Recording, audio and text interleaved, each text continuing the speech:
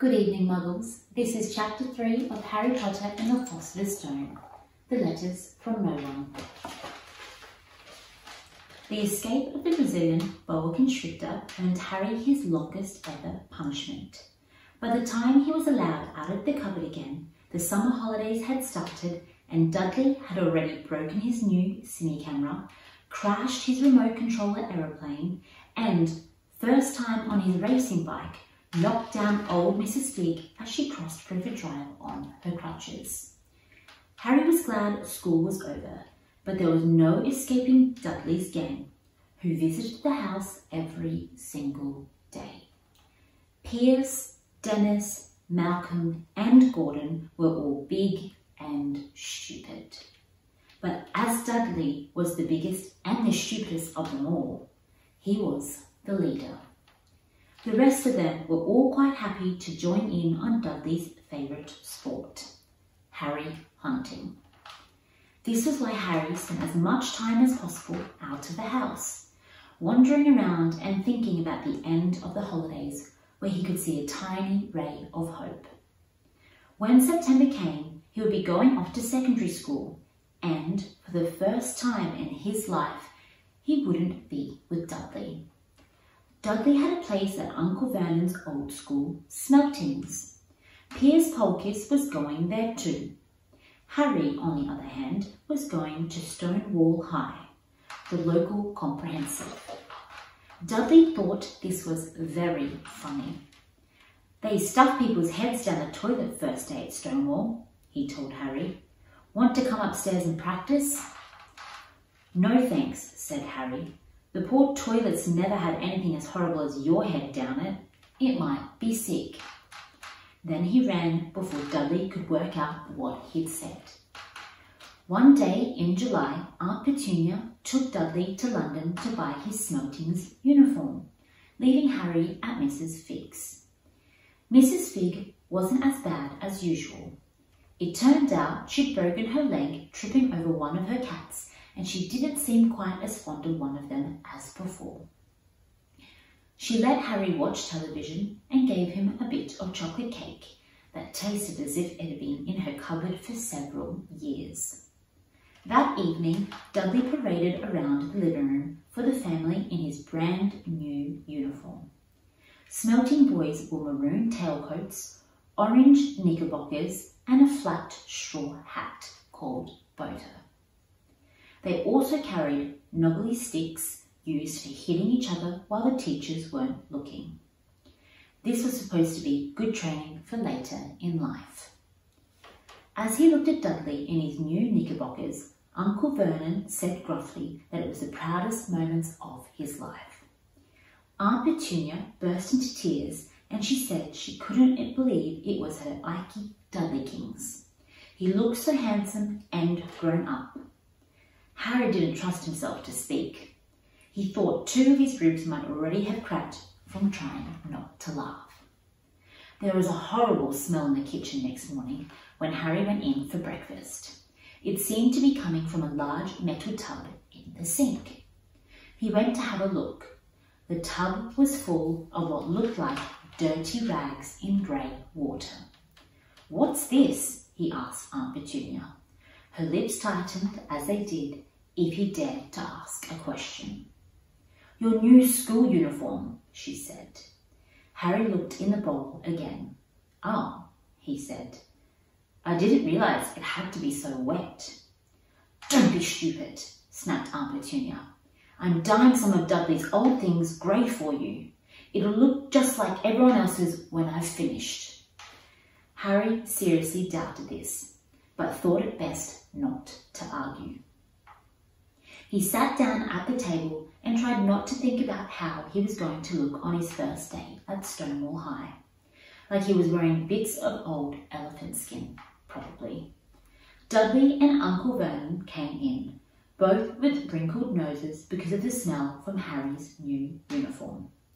Uncle Vernon opened his newspaper as usual and Dudley banged his smelting stick, which he carried everywhere on the table. They heard the click of the letterbox and the flop of letters onto the doormat. "Get "The post, Dudley," said Uncle Vernon from behind his paper. "Make Harry get it." "Get the post, Harry." "Make Dudley get it." "Poke him with your smelting stick, Dudley." Harry dodged the smelting stick and went to get the post. 3 things lay on the doormat. A postcard from Uncle Vernon's sister Marge, who was holidaying on the Isle of Wight. A brown envelope that looked like a bill, and a letter for Harry. Harry picked it up and stared at it, his heart twanging like a giant elastic band. No one ever in his whole life had written to him. Who would? He had no friends, no other relatives. He didn't belong to the library, so he'd never gotten a rude note asking for books back. Yet here it was, a letter, addressed so plainly there could be no mistake. Mr. H. Potter, the cupboard under the stairs, 4 Privet Drive, Little Whinging, Surrey. The envelope was thick and heavy, made of yellowish parchment, and the address was written in emerald green ink.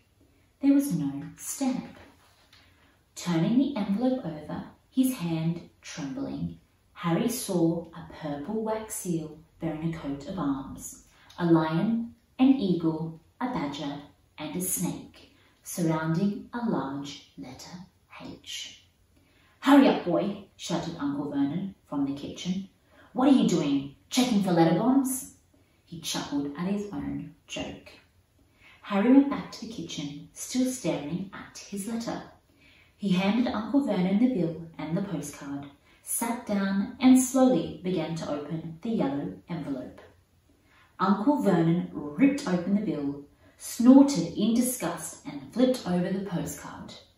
"Marge is ill," he informed Aunt Petunia. "Ate a funny whelk." "Dad," said Dudley suddenly. "Dad, Harry's got something." Harry was on the point of unfolding his letter, which was written on the same heavy parchment as the envelope, when it was jerked sharply out of his hand by Uncle Vernon. "That's mine," said Harry, trying to snatch it back. "Who'd be writing to you?" sneered Uncle Vernon, shaking the letter open with one hand and glancing at it. His face went from red to green faster than a set of traffic lights, and it didn't stop there. Within seconds, it was the greyish yellow of old porridge. "Petunia!" he gasped. Dudley tried to grab the letter to read it, but Uncle Vernon held it high out of his reach. Aunt Petunia took it curiously and read the first line. For a moment, it looked as though she might faint.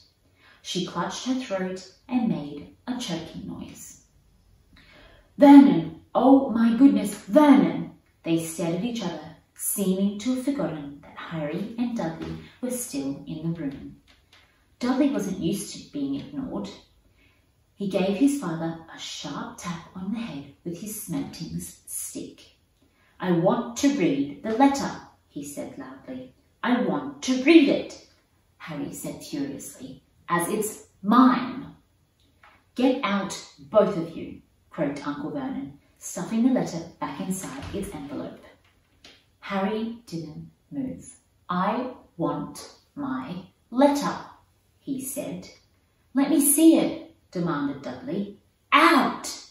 roared Uncle Vernon, and he took both Harry and Dudley by the scruffs of their necks and threw them into the hall, slamming the kitchen door behind them. Harry and Dudley promptly had a furious but silent fight over who would listen at the keyhole. Dudley won, so Harry, his glasses dangling from one ear, lay flat on his stomach to listen at the crack between the door and the floor. "Vernon," Aunt Petunia was saying in a quivering voice, "look at the address. How could they possibly know where he sleeps? You don't think they're watching the house?" "Watching? Spying? Might be following us," Uncle Vernon muttered wildly. "But what should we do, Vernon? Should we write back? Tell them we don't want..." Harry could see Uncle Vernon's shiny black shoes pacing up and down the kitchen. "No," he said firmly. "No, we'll ignore it. If they don't get an answer, yes, that's best. We won't do anything." "But I'm not having one in the house, Petunia. Didn't we swear when we took him we'd stamp out dangerous nonsense?" That evening, when he got back from work, Uncle Vernon did something he'd never done before. He visited Harry in his cupboard. "Where's my letter?" said Harry, the moment Uncle Vernon had squeezed to the door. "Who's writing to me?" "Silence!" yelled Uncle Vernon, and a couple of spiders fell from the ceiling. He took a few deep breaths and then forced his face into a smile, which looked quite painful. Harry, yes. Harry, about this cupboard. Your aunt and I have been thinking. You're really getting a bit big for it. We think maybe it's nice for you to move into Dudley's second bedroom." "Why?" said Harry. "Don't ask questions," snapped his uncle. "Take this stuff upstairs now." The Dursleys' house had 4 bedrooms. One for Uncle Vernon and Aunt Petunia, one for visitors, usually Uncle Vernon's sister Marge, one where Dudley slept, and one where Dudley kept all the toys and things that he couldn't fit into his first bedroom. It only took Harry one trip upstairs to move everything he owned from the cupboard to this room. He sat down on the bed and stared around him.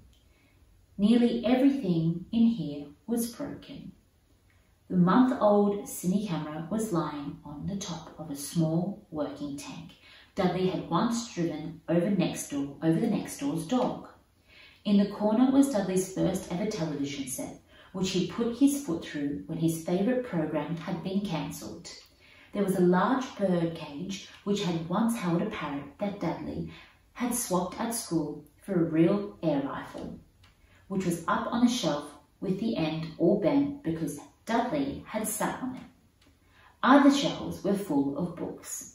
They were the only things in the room that looked as though they had never been touched.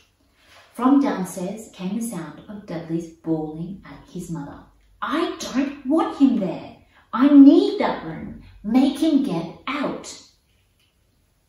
Harry sighed and stretched out on the bed. Yesterday he'd have given anything to be up here. Today he'd rather be back in the cupboard with the letter than up here without it.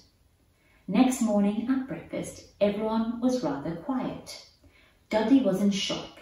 He'd screamed, whacked his father with his smoking stick, been sick on purpose, kicked his mother, and thrown his tortoise through the greenhouse roof, and he still didn't have his room back. Harry was thinking about this time yesterday and bitterly wishing he'd opened the letter in the hall.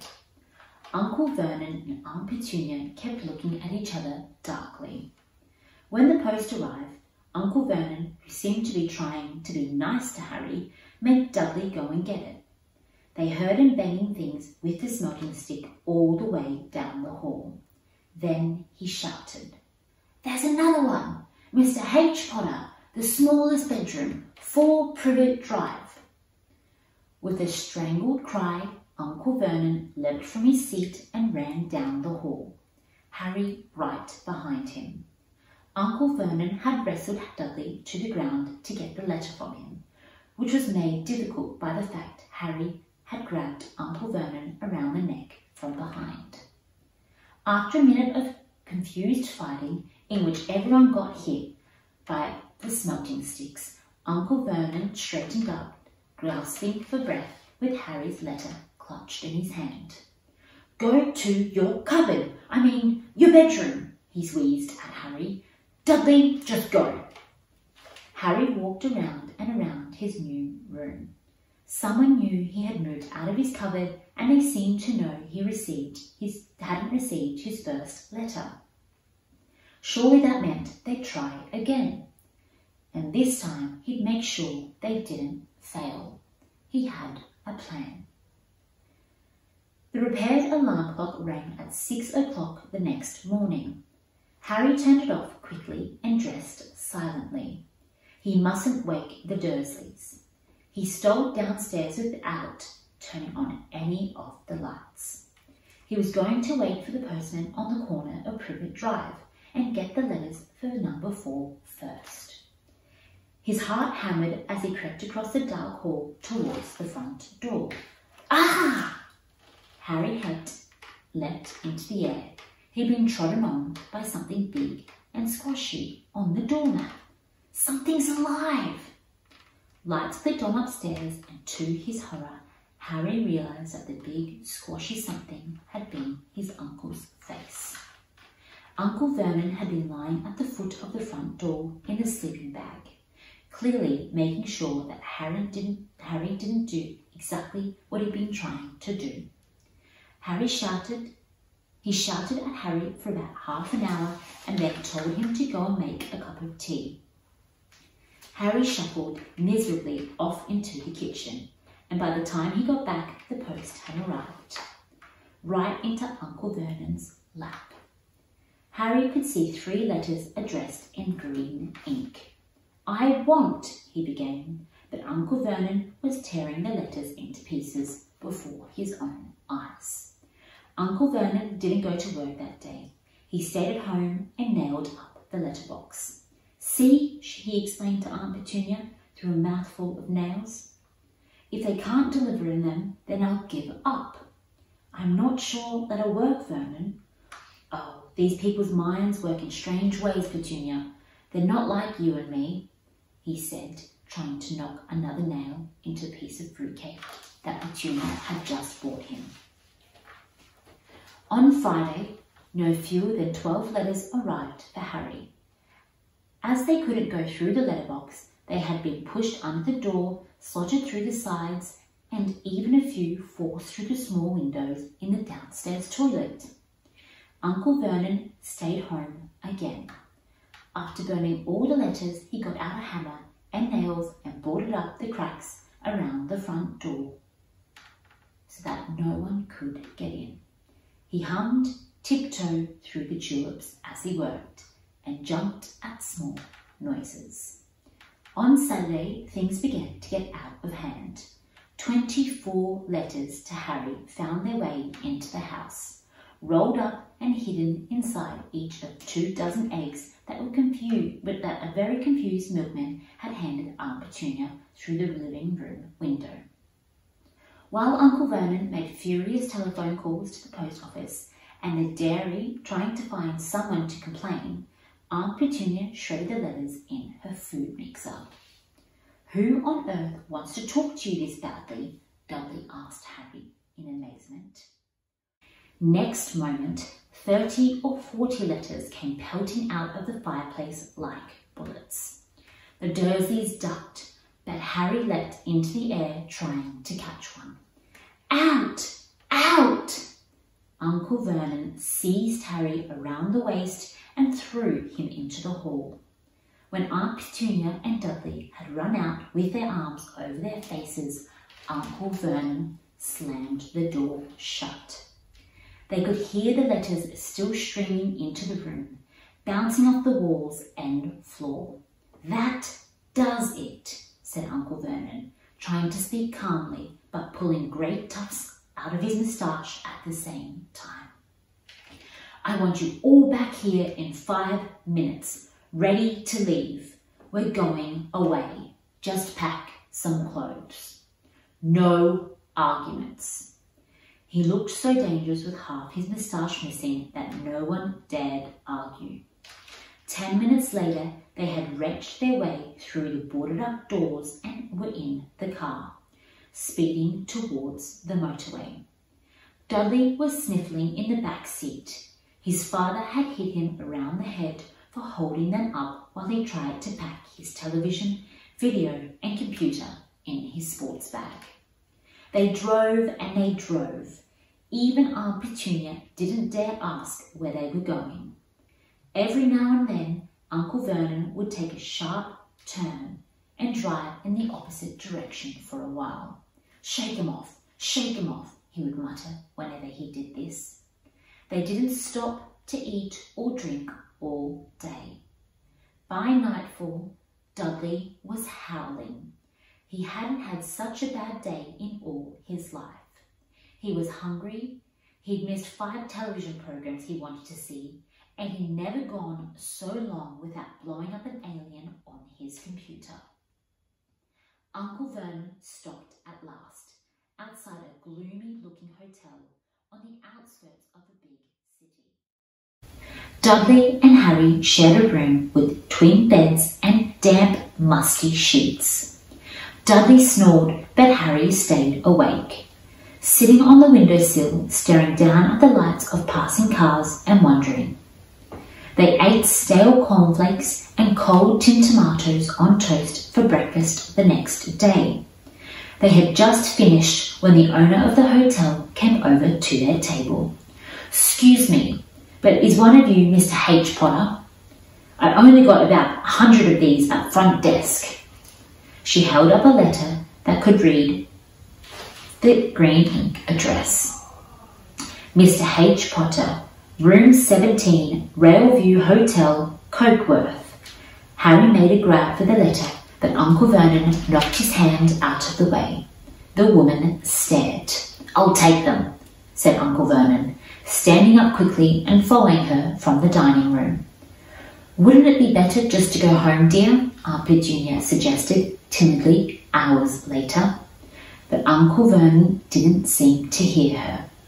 Exactly what he was looking for, no one knew.